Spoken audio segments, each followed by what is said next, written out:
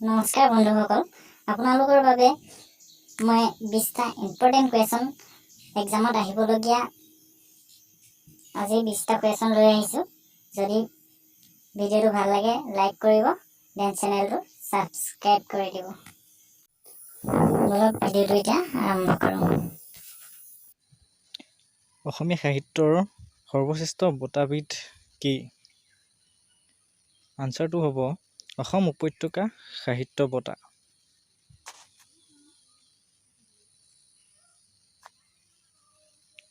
শ্ৰীমন্ত শংকৰদেৱ বঁটা কিমান বছৰ বয়সৰ অধিক ব্যক্তিলৈ আগবঢ়োৱা হয়?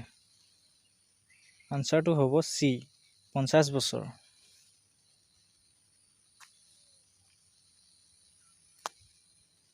অসমৰ ভিতৰত ডাঙৰ জিলাখনৰ নাম কি?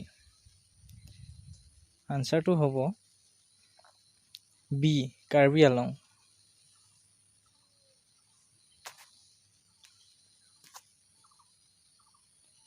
অসমৰ পশ্চিম সীমাত থকা বিদেশী ৰাষ্ট্ৰখনৰ নাম কি? আনচাৰটো হ'ব এ বাংলাদেশ।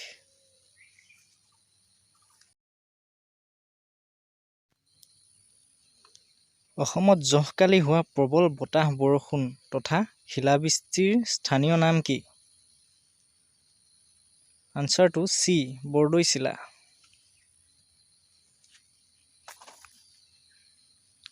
ব্ৰহ্মপুত্ৰ আৰু বৰাক উপত্যকাক কিহে পৃথক কৰিছে?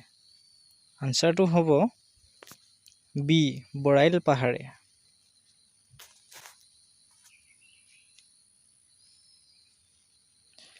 অসমৰ আটাইতকৈ ওখ পাহাৰখনৰ নাম কি? আনচাৰটো হ'ব এ বৰাইল পাহাৰ।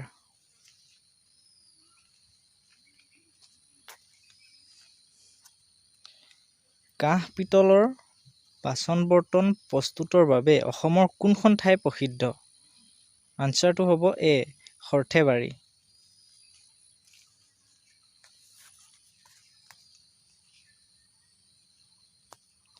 অসমৰ চাহ শিল্পৰ কেন্দ্ৰ বুলি কোনখন ঠাইক কোৱা হয়? আনচাৰটো হ'ব বি চাবুৱা।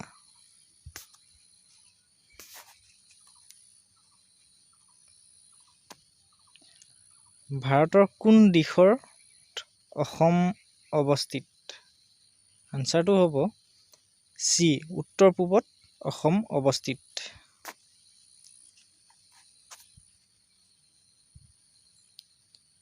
হিউৱেন চাং অসমলৈ অহা সময়ত কামৰূপৰ ৰজা কোন আছিল?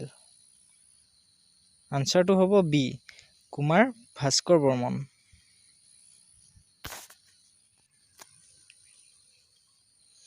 আহোম সাম্ৰাজ্যৰ শেষৰজন স্বৰ্গদেউ কোন আছিল? আনচাৰটো হ'ব চি পুৰন্দৰ সিং।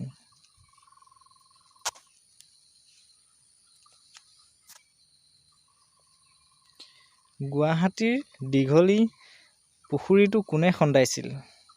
আনচাৰটো হ'ব বি ভগদত্তই।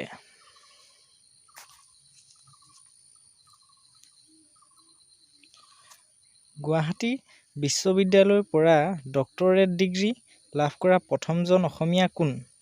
আনচাৰটো হ'ব বি সত্যেন্দ্ৰ নাথ শৰ্মা। প্ৰথম অসমীয়া মহিলা পাইলট কোন? আনচাৰটো হ'ব এ ধীৰা হাজৰিকা।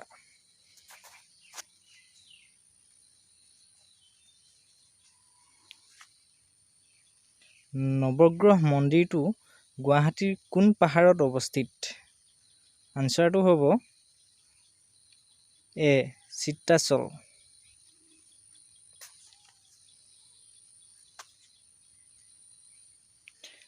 প্ৰখ্যাত উমানন্দ মন্দিৰটো কোন চনত স্থাপিত হৈছিল? আনচাৰটো হ'ব 1694 চনত।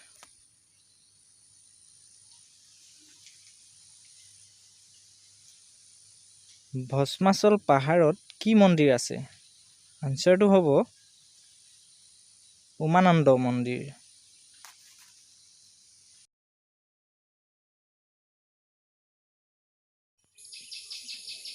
আহোম ৰাজ্যৰ প্ৰথম বৰবৰুৱা কোন? আনচাৰটো হ'ব মোমাই তামুলী।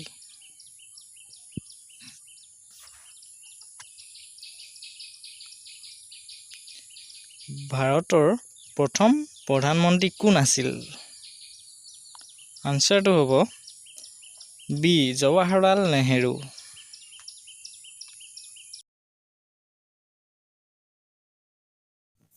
ধন্যবাদ জনাইছোঁ আপোনালোকক ভিডিঅ'টো চোৱাৰ বাবে আৰু এনেদৰে আগলৈ কুৱেশ্যনসমূহৰ উত্তৰ পাই থাকিবলৈ চেনেলটো ছাবস্ক্ৰাইব কৰি ৰাখিব।